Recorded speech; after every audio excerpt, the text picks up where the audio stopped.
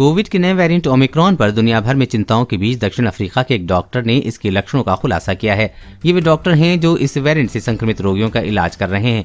उन्होंने कहा कि उनमें अपरिचित लक्षण थे, हालांकि लक्षण हल्के थे और मरीज बिना अस्पताल में भर्ती हुए पूरी तरह से ठीक हो गए हैं। दक्षिण अफ्रीकन मेडिकल एसोसिएशन के अध्यक्ष एलेजिंक कोएत्सी ने बताया है कि उन्होंने पिछले 10 दिनों में इस वेरिएंट से संक्रमित 30 रोगियों को देखा है। उनमें संक्रमण के लक्षण अपरिचित थे।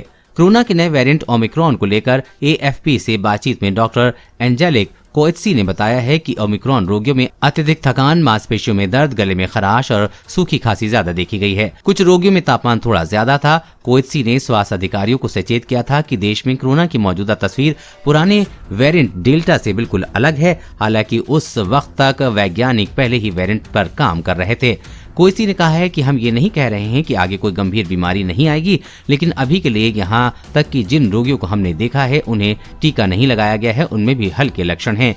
मुझे पूरा यकीन है कि यूरोप में पहले से ही बहुत से लोग हैं जो नए वेरिएंट से संक्रमित हैं।